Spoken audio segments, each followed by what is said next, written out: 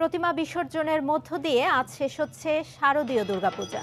দোলায় করে কৈলাসে ফিরবেন দেবী। মণ্ডপে মণ্ডপে তাই বিদায়ের সুর বাজছে। মন্ত্রপাঠ, ঢাকঢোল, শঙ্খ, উলুধ্বনির মধ্য দিয়ে মহাদশমীতে বিহিত পূজার সমাপন ও দর্পণ বিসর্জনের মধ্য দিয়ে শেষ হবে দুর্গোৎসব। সনাতন ধর্মের বিশ্বাস অনুযায়ী এই দিনে মর্ত ছেড়ে কৈলাসে যাবেন দুর্গতি নাশিনী। আনন্দ বিষাদে দেবী দুর্গাকে বিদায় দেবেন ভক্ত অনুরাগীরা।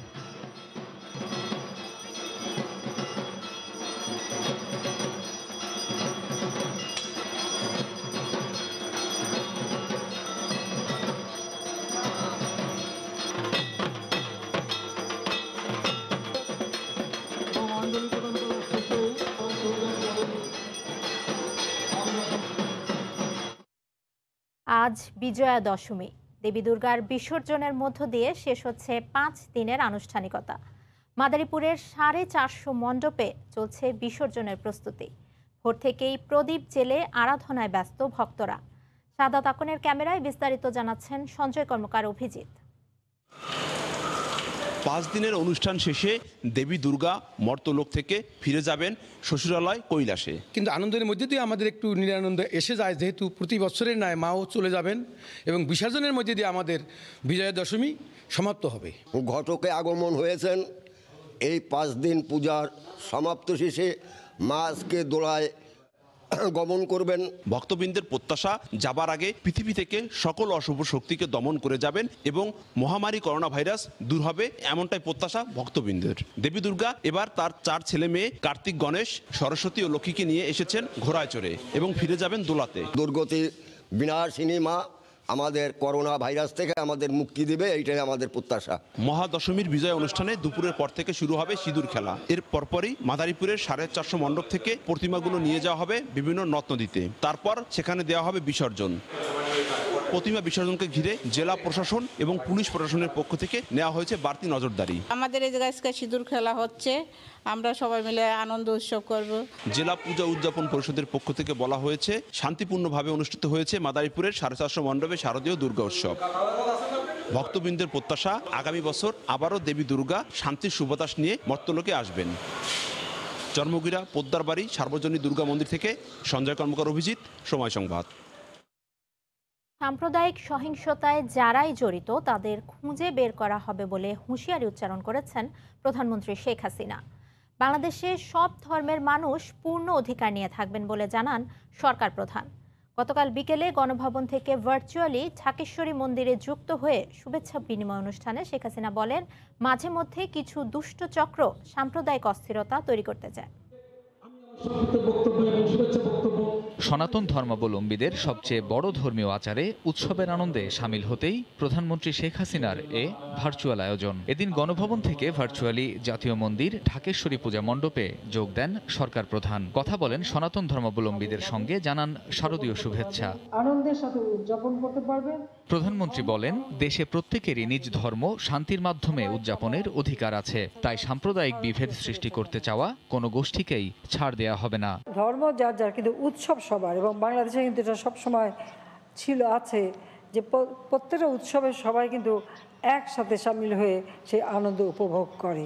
কিন্তু মাঝে মাঝে কিছু কিছু দুষ্ট চক্র কিছু ঘটনা ঘটিয়ে মানুষের ভিতরে এই চেতনাটাকে নষ্ট করতে চায়। কিছু লোক ধর্মান্ধতায় ভোগে এবং তারা সবসময় একটা সাম্প্রদায়িক দ্বন্দ্ব সৃষ্টি করতে চায়। ইসলাম ধর্ম সব ধর্মের স্বাধীনতায় বিশ্বাস করে জানিয়ে শেখ হাসিনা বলেন, কুমিল্লার ঘটনায় যারা জড়িত তাদের খুঁজে বের করে শাস্তির আওতায় আনা হবে। ইসলাম ধর্মও কিন্তু সকল ধর্মের স্বাধীনতার কথাই বলা হয়েছে। কুমিল্লায় যে ঘটনা ঘটছে ইতিমধ্যে এটা তদন্ত হচ্ছে, খুব ব্যাপকভাবেই তদন্ত হচ্ছে, অনেক তথ্য আমরা পাচ্ছি এবং অবশ্যই এই ধরনের ঘটনা যারা ঘটাবে তাদেরকে আমরা খুঁজে বের করবই, এটা আমরা করতে পারবো। এখন প্রযুক্তির যুগ, এটা বের করা যাবে এবং সে যেই হোক না কেন, যে ধর্মেরই হোক না কেন, তার বিরুদ্ধে যথাযথ ব্যবস্থা অবশ্যই নেওয়া হবে। এমন শাস্তি যেন ভবিষ্যতে আর কেউ সাহস না পায়, সেটাই আমরা চাই। শেখ হাসিনা বলেন, আওয়ামী লীগ দেশের কোনো মানুষকে সংখ্যালঘু ভাবে না, বরং সম অধিকার নিয়ে সবার বসবাস নিশ্চিত করেছে তার সরকার। নিজেদেরকে সংখ্যালঘু ভাববেন না, আমরা আপনাদের সংখ্যালঘু না, আমরা আমাদের আপন জন হিসেবে মানি, আমাদের নিজেদের এই দেশের নাগরিক হিসেবে মানি। সম অধিকারে আপনারা বসবাস করেন। কামরুজ্জামান মামুন, সময় সংবাদ, ঢাকা। সারা দেশে নিরাপত্তা জোরদারে দেশের বিভিন্ন স্থানে মোতায়েন রয়েছে আইনশৃঙ্খলা রক্ষা বাহিনী। মিথ্যা গুজব ছড়িয়ে উস্কানি দেওয়ার অভিযোগে অন্তত ১০০ জনকে আটক করা হয়েছে। শান্তিপূর্ণ সহাবস্থান নিশ্চিত করতে কঠোর অবস্থানে রয়েছে পুলিশ ও প্রশাসন। বিস্তারিত রিপোর্টে। বিভিন্ন এলাকায় চলছে বিজিবির টহল। শুক্রবার সকালে ব্রাহ্মণবাড়িয়ায় নিরাপত্তা জোরদার করা হয়। জেলার বিভিন্ন স্থানে মোতায়েন করা হয় ২,০০০-এর বেশি পুলিশ, বিজিবি ও আনসার সদস্য। প্রতিটি পর্যায়ে বাড়ানো হয় নজরদারি। একই চিত্র রাজশাহীতেও তৈরি করা হয়েছে ৩ স্তরের নিরাপত্তা বলয়। নগরের সাহেববাজার, আলুপট্টি মোড়, বুলনপুর ঘাট সহ গুরুত্বপূর্ণ এলাকায় মোতায়েন রয়েছে আইন শৃঙ্খলা রক্ষা বাহিনী। মুন্সিগঞ্জে শান্তিপূর্ণ পরিবেশ বজায় রাখতে বিভিন্ন স্থানে তৎপর রয়েছে পুলিশ ও আনসার সদস্য। সবখানেই রয়েছে তাদের সজাগ দৃষ্টি। কুমিল্লায় পরিস্থিতি অনেকটাই স্বাভাবিক। মন্দির ও মণ্ডপে বাড়ানো হয়েছে নিরাপত্তা ব্যবস্থা। স্বাভাবিক পরিবেশে বিজয়া দশমীর আচার অনুষ্ঠান পালন করছেন সনাতন ধর্মের অনুসারীরা। তবে চলমান পরিস্থিতিতে কিছুটা কমেছে উৎসবের আমেজ। এর আগে বুধবার সকালে কুমিল্লায় একটি মন্দিরে ধর্ম অবমাননা হয়েছে এমন খবর ছড়িয়ে পড়লে স্থানীয়দের মধ্যে উত্তেজনা ছড়িয়ে পড়ে। এক পর্যায়ে স্থানীয় প্রশাসন ও পুলিশ পরিস্থিতি নিয়ন্ত্রণে আনে। সাম্প্রদায়িক সম্প্রীতি বিনষ্ট সহ বিভিন্ন বিষয়ে এ সংক্রান্ত কোতোয়ালি থানায় অন্তত ৪টি মামলা হয়। গঠন করা হয় ৩ সদস্যের একটি তদন্ত কমিটি। সাবিত সারোয়ার, সময় সংবাদ। বিএনপি আবারও তাদের সেই পুরনো রূপে ফিরে আসছে মন্তব্য করে আওয়ামী লীগের সাধারণ সম্পাদক ওবায়দুল কাদের বলেন, তারা নতুন করে সাম্প্রদায়িকতা উস্কে দিচ্ছে। সকালে তার বাসভবনে ব্রিফিংয়ে তিনি আরও বলেন, ষড়যন্ত্র করে ক্ষমতায় যাওয়ার বিএনপির যে রঙিন স্বপ্ন তা অচিরেই দুঃস্বপ্নে পরিণত হবে। বিএনপির শাসনামলে সনাতন ধর্মাবলম্বীদের জন্য প্রতিটি দিন ছিল দুঃস্বপ্নে। এই বুঝি তাদের মন্দিরে, বাড়িঘরে হামলা হচ্ছে। সেই পুরনো রূপে বিএনপি আবারও ফিরে আসছে। কুমিল্লার পূজা মণ্ডপের ঘটনায় বিএনপির বক্তব্য অনেকটা ঠাকুরঘরে কেড়ে আমি কলা খাই না এর মতো। তাই তারা নতুন করে সাম্প্রদায়িক শক্তিকে উস্কে দিচ্ছে এবং তাদের সহযোগিতার অভিযোগ পাওয়া যাচ্ছে। অসময়ের অসহনীয় গরমে অতিষ্ঠ জনজীবন। তাপমাত্রা বাড়তে থাকায় রোগীর চাপ বাড়ছে হাসপাতালগুলোতে। সবচেয়ে বেশি প্রভাব পড়ছে শিশুদের উপর। জ্বর, শ্বাসকষ্ট নিয়ে ভর্তি হচ্ছে শিশুরা। গত কয়েকদিনে স্বাভাবিকের থেকে তাপমাত্রা বেড়েছে কয়েক গুণ। আগামী 2-1 দিনের মধ্যে তাপমাত্রা স্বাভাবিক হওয়ার পূর্বাভাস আবহাওয়া অফিসার। তোহা খান তামিমের রিপোর্ট। পড়ছে জনজীবন, জনপদ, অতিষ্ঠ শ্রমজীবী মানুষ। বাংলা আশ্বিন মাসের শেষের দিকে হলেও প্রচণ্ড গরমে ওষ্ঠাগত প্রাণ। সবচেয়ে বেশি বিপাকে পড়েছেন বাইরে বের হওয়ারা। দিনে ও রাতে সমান তালে গরম থাকায় স্বস্তি নেই ঘরেও। ঋতুবৈচিত্র্যের এই সময়টাতে সাধারণত শীতের আগমনে জানান দেয়, কিন্তু সূর্য যেভাবে উত্তাপ ছড়াচ্ছে, চৈত্র বৈশাখের গরমকেও হার মানাচ্ছে বলে মনে করছে শ্রমজীবী মানুষ। আর আবহাওয়াবিদরা বলছেন, আগামী 2-1 দিনের মধ্যেই স্বাভাবিক হবে তাপমাত্রা। প্রচুর পরিমাণ খারাপ বাবা, রোদ্র তো এই জন্য অনেক খারাপ। মানে আশ্বিন মাসে খেয়ে গরম, গাড়ি চালান যায় না, গাও ঘেমে ঘেমে যায়। গাড়ির গরম, এরপরে সামনে উপরের গরম, রাস্তার গরম, আমাদের পোশাকের গরম, একটু কষ্ট তো হবেই। সাগরে একটা লঘুচাপ আছে এবং এই লঘুচাপটা কেটে যাওয়ার পরে গ্র্যাজুয়ালি তাপমাত্রা কমে যাবে।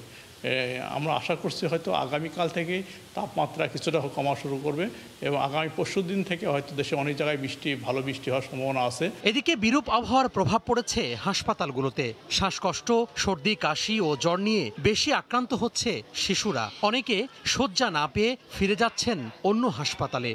গরমের কারণে আর হচ্ছে ঠান্ডা আবহাওয়া এবং গরমের মিক্স কারণে এরকমটা হয়েছে। নিয়ে যাও, না হলে ঢাকা মেডিকেল নিয়ে যাও। বাহিরে তো বাসার ভিতরে রাখাই তো দেয়, তারপর তারপর ফ্যানের বাতাসও সমস্যা হয়, ইয়া বাচ্চা তো অপুষ্টি বাচ্চা তো ওই জন্য আর কি। চিকিৎসকরা বলছেন এই সময়টাতে কোনোভাবেই শিশুর শরীরে ঘাম বসতে দেয়া যাবে না। সাধারণ সর্দি কাশি জ্বর হলেই নিতে হবে বিশেষজ্ঞ চিকিৎসকের পরামর্শ। বাচ্চারা যেন ঠিকমতো খেতে পারে, ঘেমে গেলে মুছে দিতে হবে, ঠান্ডা লাগলে কাপড় পরাতে হবে, এরকম সিমটোমেটিক ট্রিটমেন্টগুলো বেশি দিতে হবে। আবহাওয়া অফিসের তথ্য অনুযায়ী শুক্রবার দুপুরে রাজধানী ঢাকাতে সর্বোচ্চ তাপমাত্রা 35.9 ডিগ্রি সেলসিয়াস, আর সারা দেশের মধ্যে সিলেটে সর্বোচ্চ 37.2 ডিগ্রি সেলসিয়াস তাপমাত্রা রেকর্ড করা হয়েছে। তোহা খান তামিম, সময় সংবাদ, ঢাকা। কার্যক্রম বন্ধ হয়ে যাওয়া যুব কর্মসংস্থান সোসাইটি যুবকের গ্রাহকেরা দেড় যুগেও পাওনা ফিরে পাননি।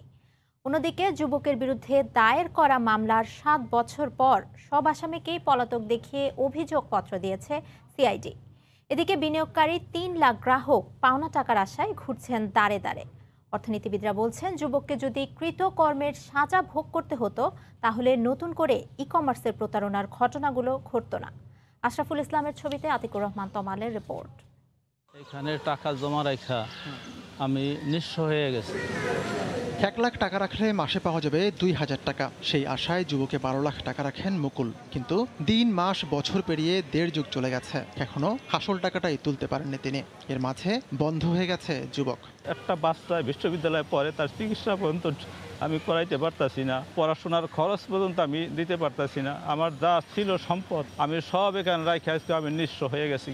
1996 সালে একটি অলাভজনক সংস্থা হিসেবে যাত্রা শুরু যুবকের। নানা অনিয়ম আর প্রতারণার অভিযোগে 2006-এ বাংলাদেশ ব্যাংক যুবকের কার্যক্রম বন্ধের আদেশ দেয়। যদিও এর আগেই সারা দেশের 91টি স্থানে প্রায় 3500 একর জমি কিনে আবাসন প্রকল্প শুরু করে তারা। ছিল 18টি বাড়ি ও 32টি ভিন্ন ভিন্ন প্রকল্প, যার মূল্য 6500 কোটি টাকা। বর্তমান বাজারে যা 10,000 কোটি টাকার কম নয়। বিপরীতে গ্রাহকের পাওনা 2500 কোটি টাকা। এই পাওনা ফিরিয়ে দিতে গঠিত হয় 2টি কমিশন ও একটি আন্তঃমন্ত্রণালয় কমিটি। সুপারিশ ছিল যুবকের সম্পদ বিক্রি করে পাওনা শোধ করা হবে গ্রাহকের। কিন্তু কোনো এক অদৃশ্য কারণে সব উদ্যোগ থেমে গেছে। খালা শাশুড়ি উনার কাছ থেকে আনছি, আমার খালা শাশুড়ির মেয়ে উনার কাছ থেকেও আনছি। লজ্জার এই অবস্থায় সামনে দাঁড়াইতে আর পারি না, সত্যি কথা যেটা, সামনে আর দাঁড়াতে পারি না। এখন মনে করেন আমার থাকার মতন কোনো জায়গা নেই। 2014 সালে একটি মামলা করা হয় যুবকের বিরুদ্ধে। মামলা দায়েরের 7 বছর পর সম্প্রতি সিআইডি সব আসামিকে পলাতক দেখিয়ে অভিযোগপত্র দিয়েছে। আমি এখন আর সিআইডিতে নাই, মানে যেখানে মামলাটা তদন্ত করছি ওখানে আর নাই, বদলি হয়ে গেছে। আসামি সবাই পলাতক আছে, তাই তো? হ্যাঁ, রাইট, আসামি পলাতক আছে। অর্থনীতিবিদদের মতে বাণিজ্য মন্ত্রণালয়কে উদ্যোগী হয়ে যুবকের সমস্যা সমাধান করতে হবে। এখানে বাণিজ্য মন্ত্রণালয়ের অনুমোদন নিয়ে যেহেতু ব্যবসাটা হয়েছে, সুতরাং বাণিজ্য মন্ত্রণালয়েরই আসলে মূল দায়িত্ব এই পুরো বিষয়টাকে কঠোরভাবে নিয়ন্ত্রণ করা। বাণিজ্য মন্ত্রী বলছেন, আইনি সহায়তা প্রয়োজন, সেটির জন্য কাজ করছেন তারা। আইনি সহায়তা দরকার, আইন মন্ত্রণালয় বলতে পারবে। আমরা এই ব্যাপারে চিন্তা করছি, আইনি কোনো জটিলতা থাকবে কিনা, কি প্রক্রিয়ায় এটা করা যেতে পারে। যেহেতু এটা আদালতের একটা অর্ডারের মধ্যে আছে, তাতে আমরা বাণিজ্য মন্ত্রণালয় হুট করে কিছু করতে পারবো না। এদিকে পাওনা ফেরতের আশায় ক্ষতিগ্রস্ত মানুষেরা অপেক্ষায় আছেন দেড় যুগেরও বেশি সময় ধরে। বিজয়া দশমীতে শুভ শক্তির জয়ের প্রত্যাশা জানিয়ে দেবীর কাছে প্রার্থনা করেন ভক্তরা। দর্পণ বিসর্জনের পর দেবীর পায়ে ছুঁয়ে একে অপরকে মাখিয়ে দেন সিঁদুর। আসছে বছর আবার হবে এই প্রত্যাশা নিয়ে মণ্ডপে মণ্ডপে দেবী বিদায়ের প্রস্তুতি চলছে। ব্যুরো ও জেলা প্রতিনিধিদের পাঠানো তথ্য ও ছবি নিয়ে রিপোর্ট। মহাদশমীর আনন্দ বাঁধন ছাড়া, একদিকে অশুভ শক্তি দমনের বিজয়, অন্যদিকে দেবী দুর্গাকে বিদায়ের আগে শেষ আনন্দ। ভোরে দিনাজপুরে ধূপ দ্বীপ ফুলে বন্দনা করা হয় দেবী দুর্গার। দর্পণ বিসর্জনের পর দেবীর পায়ে ছুঁয়ে একে অপরের গালে মাখিয়ে দেন সিঁদুর, সাথে ছিল মঙ্গলের বার্তা। অঞ্জলি উলুধ্বনিতে অশুভের বিরুদ্ধে শুভর বিজয় আনন্দ। মর্ত ছাড়ার আগে দেবীর কাছে ভক্তি ভরে প্রার্থনা করেন ভক্তরা। মহাশক্তির কাছে রোগ শোক জরা কাটিয়ে দেশের মঙ্গল কামনায় জানানো হয় প্রার্থনা। দশমীর পূজা শেষে মঙ্গলের জন্য সিঁদুর দানের খেলায় মাতেন রাজশাহীর সনাতন ধর্মের নারীরা। দেবী বিসর্জনের দিন হলেও আগামী বছর আবারও দেবী মঙ্গল নিয়ে মর্তে ফিরবেন, এমনটাই প্রত্যাশা সকলের। আবারও বছর ঘুরে ফিরবেন অসুর দামিনী। আসছে বছর আবার হবে, অপেক্ষার প্রহর শুরু এখন থেকেই। ফাহরিয়া ফারজানা, সময় সংবাদ। অন্য প্রসঙ্গ, প্রতিদিন ভোরে প্রাইভেট কার নিয়ে বের হয় তারা। নিজেদের পরিচয় দেয় পুলিশ বলে, আসলে তারা ছিনতাইকারী, টার্গেট পথচারী ও বিভিন্ন গন্তব্যের যাত্রী।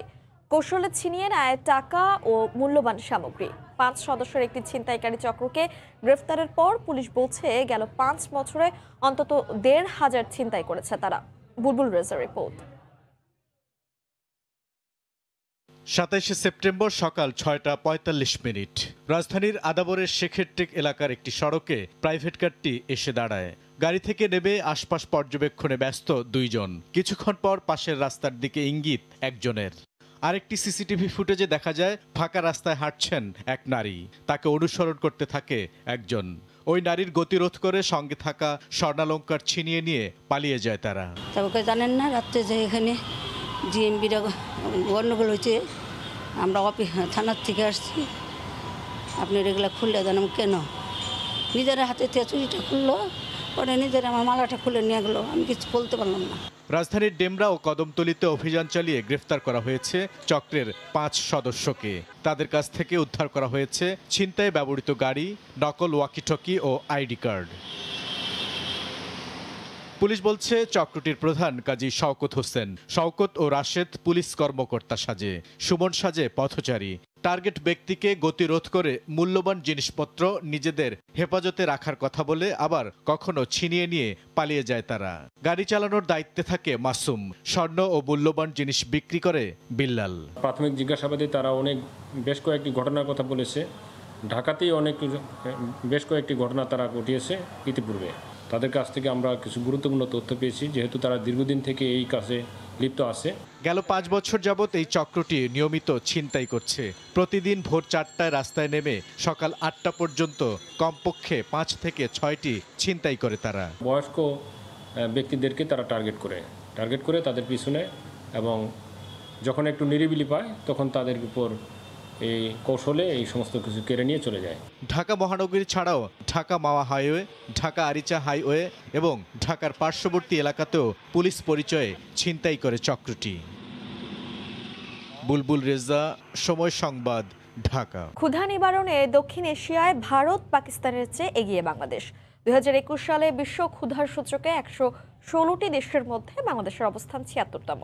অন্যদিকে এই সূচকে পাকিস্তানের অবস্থান 92 এবং ভারতের অবস্থান 101।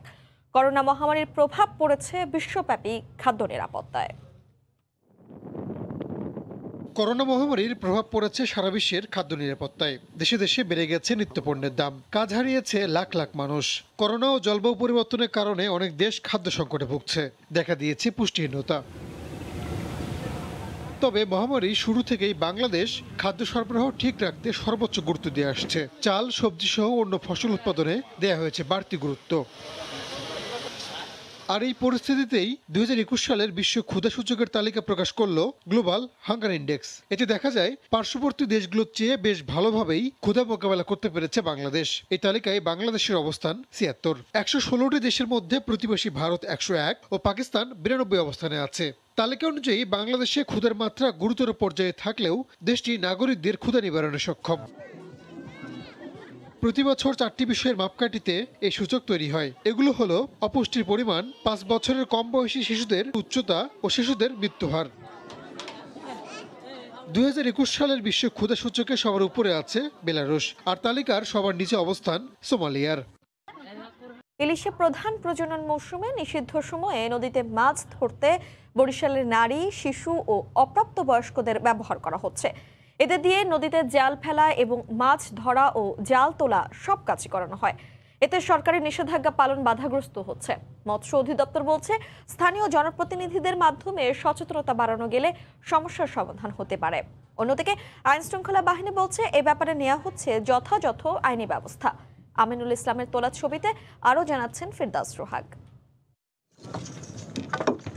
কারো বয়স 10 থেকে 12, কারো বা 14 থেকে 16 বছর। এরা সবাই নদী তীরবর্তী এলাকার বাসিন্দা। এদেরকে ব্যবহার করা হচ্ছে মাছ ধরার কাজে। ইলিশের প্রধান প্রজনন মৌসুম উপলক্ষে এখন নদীতে মাছ ধরা নিষিদ্ধ। প্রতিদিনই চলছে আইন শৃঙ্খলা বাহিনীর অভিযান। তাই গ্রেফতার এবং জেল জরিমানা এড়াতে বরিশাল অঞ্চলের নদ নদীতে মাছ ধরার জন্য কৌশল অবলম্বন করা হচ্ছে। পুরুষের পরিবর্তে মাছ ধরছে নারী, শিশু ও কিশোররা। মাছ যে পাইতাম না, খুললে বেচে আমার 1-10 টাকা গাইতে দিতেই। আমরা অন্য কোনো কাজ কাম করতে পারি না, তাই আমরা জালিয়াতি করা লাগে 22টা দিন আমরা কি করে খাবো স্যার? অভিযোগে চাল ডাল খাবার যদি আমাকে দিত আমরা না নামতাম। আমাকে 10 কেজি চাউলও দেয় না, 2 কেজি ডাইলও দেয় না, জাগো আছে হ্যাঁ গই দেয়। মোরা কিভাবে চলবো, কিভাবে বাঁচবো? এ ব্যাপারে যথাযথ আইনগত ব্যবস্থা নেওয়া হচ্ছে বলে জানায় নৌ পুলিশ। নদীতে শিশু এবং মহিলা যাদেরকে পাচ্ছি, স্থানীয় জনপ্রতিনিধি আছে, এদের সাথে আমরা আলোচনা করে এদের যদি এই কাজ থেকে দূরে থাকে তার জন্য আমরা উদ্বুদ্ধ করছি। এদিকে বিভাগীয় মৎস্য অধিদপ্তর বলছে সমস্যার সমাধান হতে পারে স্থানীয় জনপ্রতিনিধিদের মাধ্যমে সচেতনতা বাড়ানো গেলেই। জনপ্রতিনিধি তারা তাদেরকে উদ্বুদ্ধ করে, তাদেরকে নিষেধ করে, হয়তো এই নারী এবং শিশুরা এই কাজ থেকে হয়তো বিরত থাকবে। গত 4 অক্টোবর থেকে মাছ ধরার উপর চলছে নিষেধাজ্ঞা। এর মধ্যে 13 অক্টোবর পর্যন্ত বরিশাল বিভাগে বিভিন্ন মেয়াদে জেল হয়েছে 266 জনের, জরিমানা করা হয়েছে 8 লাখ টাকা, মামলা হয়েছে 332টি। তবে মানবিক কারণে নারী ও অপ্রাপ্তবয়স্কদের মুচলেকা ছেড়ে দেয়া হয়। ইলিশের প্রজনন মৌসুম মাত্র 22 দিন। এই সময়টাতে সরকারি নিষেধাজ্ঞা পুরোপুরি মানা হলে নদ নদী ভরে উঠবে ইলিশে। ইলিশের দাম কমবে, জেলে এবং ক্রেতা বিক্রেতা সবাই আর্থিকভাবে লাভবান হবেন, এমনটাই মনে করছেন বিশেষজ্ঞরা। বরিশালের মেহেন্দিগঞ্জের কালাবদ নদী থেকে ফিরদাউস সোহাগ, সময় সংবাদ। করোনার পর দর্শনার্থীদের পদচারণায় মুখর হয়ে উঠেছে নাটোরের উত্তরা গণভবন। প্রায় 300 বছরের স্থাপত্যশৈলী, নানা নিদর্শন আর রাজবাড়ির নৈসর্গিক সৌন্দর্য উপভোগে দারুণ উচ্ছ্বসিত ঘুরতে আসা মানুষেরা। এতে খুশি স্থানীয় ব্যবসায়ীরাও। আব্দুল সালামের ক্যামেরায় রাকিবুল হাসানের রিপোর্ট। এককালের দীঘাপতিয়া মহারাজাদের বাসস্থান এবং বর্তমান উত্তরা গণভবন সবুজ শ্যামল ছায়ায় যেমন নৈসর্গিক সৌন্দর্যে ভরা, তেমনি এ অঞ্চলের ইতিহাস ও ঐতিহ্যের জ্বলন্ত সাক্ষী। এই রাজভবনের পরিচয় বহন করে পিরামিড আকৃতির 4 তলা প্রবেশদ্বার। বিস্তৃত প্রাসাদটি পরিখা আর উঁচু প্রাচীরে ঘেরা, আছে দীর্ঘ প্রবেশ পথ আর নানা প্রকার গাছগাছালিতে ভরা। তারাখচিত গম্বুজওয়ালা বিশাল রাজদরবার দর্শনার্থীদের আকৃষ্ট করে।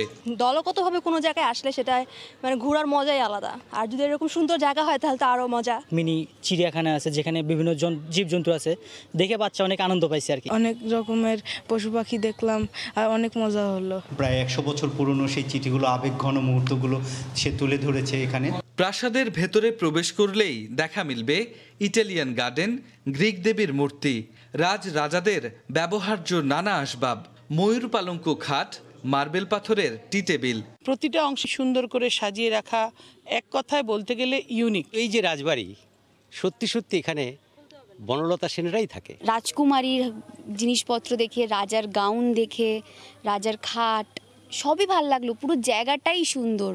করোনার পরে দর্শনার্থীদের আগমনে সচল হয়েছে এখানে গড়ে ওঠা ছোট ছোট ব্যবসা প্রতিষ্ঠান।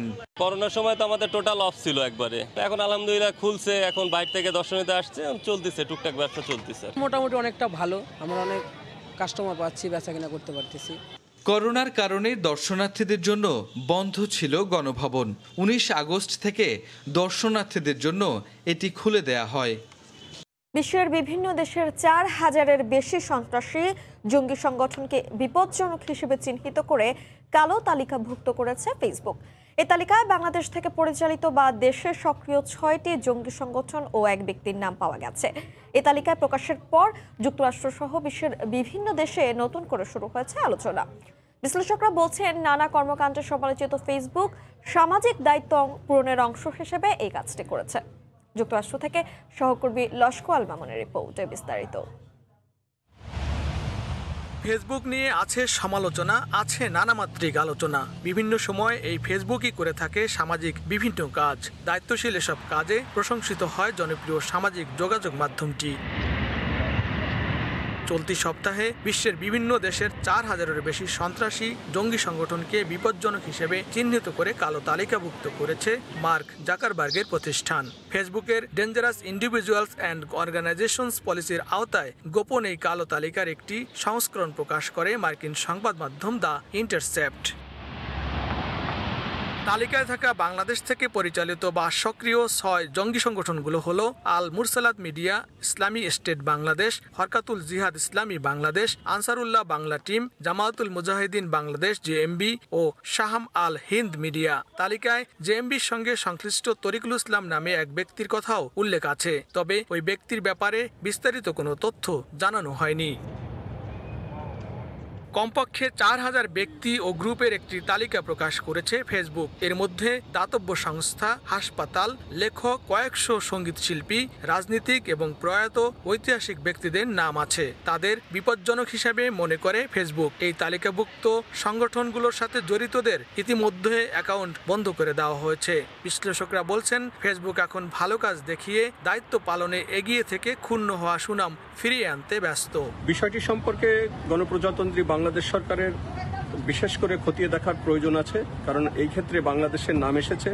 পাশাপাশি ফেসবুক ব্যবহারকারীরা যাতে আরও বেশি সচেতন হতে পারে ফেসবুক ব্যবহারে, সেক্ষেত্রেও বাংলাদেশ সরকার আরও বেশি করে পদক্ষেপ গ্রহণ করতে পারে বলে আমরা মনে করি, যাতে বাংলাদেশের বিদেশে ভাবমূর্তি ক্ষুণ্ণ না হয়। কোনো অ্যাকাউন্ট থেকে এই তালিকায় থাকা সংগঠন বা ব্যক্তিদের সঙ্গে যোগাযোগ করা হলে সেই অ্যাকাউন্টগুলোর বিরুদ্ধেও ব্যবস্থা নেবে ফেসবুক। লস্কর আল মামুন, সময় সংবাদ, যুক্তরাষ্ট্র। বাজারে পেঁয়াজের দাম কমতে শুরু করলেও ঊর্ধ্বমুখী তেল, ডাল, চিনির দাম, নিত্যপণ্যের দাম বাড়ায় ক্রেতাদের নাভিশ্বাস উঠে গেছে। তাদের দাবি নিয়মিত নজরদারির।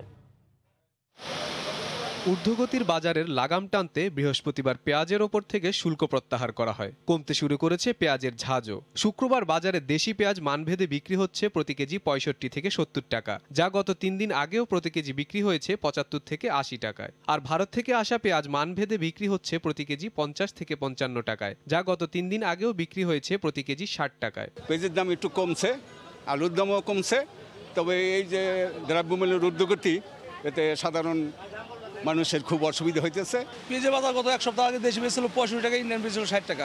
সরকার শুল্ক প্রত্যাহার করার সাথে সাথে পার কেজি 5 টাকা 7 টাকা কমে গেছে। শুল্ক কমানো হলেও এখনো পরিবর্তন নেই চিনির দামে। প্রতি কেজি খোলা চিনি 80 ও প্যাকেটজাত চিনি 85 থেকে 86 টাকায় বিক্রি হচ্ছে। চাল, ডাল, তেল সহ নিত্য প্রয়োজনীয় পণ্যের দামও পাল্লা দিয়ে বাড়ছেই। লাগাম ছাড়া বাজার দরের সঙ্গে তাল মেলাতে নাভিশ্বাস উঠছে ক্রেতাদের। বাজারে সবজি থেকে শুরু করে আপনার মোদি যে বাজারগুলো আছে সবকিছুরই দাম বাড়তি। এর এমনি করোনায় হোসট খায় ব্যবসা বাণিজ্য আমরা সব ক্ষতিগ্রস্ত। এখন পরিবার চালানোটা অনেক কষ্টকর হয়ে যাচ্ছে। এই বাজার মনিটরিং যে কমিটি আছে বা অন্যান্য যারা এটার সাথে সংশ্লিষ্ট জড়িত আছে, তাদের কাছে বিনীত অনুরোধ থাকবে, দয়া করে মধ্যবিত্তের নাগালের ভিতরে নিত্য প্রয়োজনীয় দ্রব্যাদির যেন রাখা হয়। নতুন করে প্রত্যাহার করার পরে যে দামটা একটু কমবে, এমন কোনো আভাস আমাদের কাছে আসে নাই। এতদিন তো কোম্পানিরা বলছে যে ব্যাট ট্যাক্স অনেক বেশি, ইন্টারন্যাশনাল মার্কেট বাড়তি, তো সরকার তো ট্যাক্স কমাই দিল। এখন ওরা কি করে সেটা দেখার বিষয়। দ্রব্যমূল্য নিয়ন্ত্রণে বাজার মনিটরিংয়ের দাবি করছেন সাধারণ মানুষ। হাসিবুল হাসান, সময় সংবাদ, ঢাকা। মানিকগঞ্জে পাটুরিয়ায় ফেরি ধাক্কায় 5 নম্বর ঘাট ক্ষতিগ্রস্ত হয়েছে। এছাড়া নাব্য সংকটে 1 ও 4 নম্বর ঘাট বন্ধ হওয়ায় সৃষ্টি হয়েছে দীর্ঘ যানজটের। পারাপারের অপেক্ষায় ভোগান্তিতে দক্ষিণ পশ্চিমাঞ্চলের হাজারো যাত্রী ও শ্রমিক। মানিকগঞ্জ থেকে মোহাম্মদ ইউসুফ আলীর তথ্য ও রমজান আলী ছবি নিয়ে রিপোর্ট। ঘাটের মুখে পলি জমায় পাটুরিয়ার 1 ও 4 নম্বর ঘাটে নাব্য সংকট দেখা দেয় বৃহস্পতিবার সন্ধ্যা থেকে। এছাড়া রাত 12টার দিকে ঝুঁকি নিয়ে ফেরি নোঙর করার সময় 5 নম্বর ঘাটটিও ক্ষতিগ্রস্ত হয়। এতে 3টি ঘাটই পুরোপুরি বন্ধ হয়ে যায়। একমাত্র 3 নম্বর ঘাটটি সচল থাকায় ঘাট এলাকায় যানবাহনের সারি দীর্ঘ হয়ে সৃষ্টি হয় যানজটের। এতে চরম ভোগান্তিতে পড়েন দক্ষিণ পশ্চিমাঞ্চলের হাজারো যাত্রী। এদিকে 3টি ফেরিঘাট বন্ধ থাকায় 2 নম্বর লঞ্চ ঘাটেও বেড়েছে যাত্রীদের চাপ। 3 ঘন্টা ধরে এসে বসে রয়েছি, বাচ্চা কাচ্চা নিয়ে, বাচ্চারা কান্নাকাটি করতেছে, যা সমস্যাই। এখন অনেক গরম, সাথে যে সব খাবার দাবার আছে সেগুলো নষ্ট হয়ে যাচ্ছে। পিছের গাড়িগুলো আগে চলে যাইতেছে, অথচ দেখা যায় আমরা এখানে বসে আছি। প্রায় 18 কিলোমিটার পর্যন্ত জাম, গরমে অস্থির আছে, যানজট, সব যাত্রীরা চিল্লাফাটা করতেছে। যানজট নিরসনে ঘাট এলাকায় কাজ করছে পুলিশ। ট্রাফিকের লোকসংখ্যা বাড়ানো হয়েছে, আমরা লাইনের শৃঙ্খলবদ্ধ গাড়ি রাখার চেষ্টা করতেছি। ক্ষতিগ্রস্ত ঘাটের র্যাম মেরামত সহ নাব্যতা সংকট নিরসনে কাজ করছে বিআইডব্লিউটি এর 2টি ড্রেজার।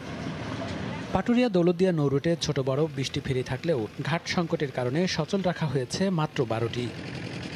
সময় সংবাদ, মানিকগঞ্জ। এবার খুদে লেগ স্পিনার সাদিদকে নিয়ে রিপোর্ট।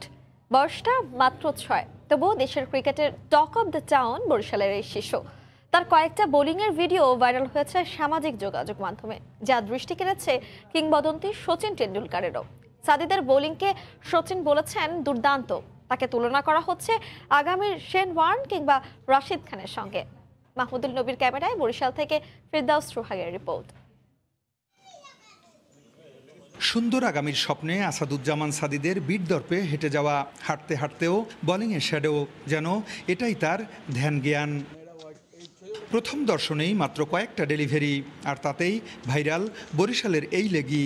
স্বয়ং ক্রিকেট ঈশ্বর সচিন টেন্ডুলকার নিজের ফেসবুক আর টুইটারে শেয়ার করেছেন সাদিদের ভিডিও।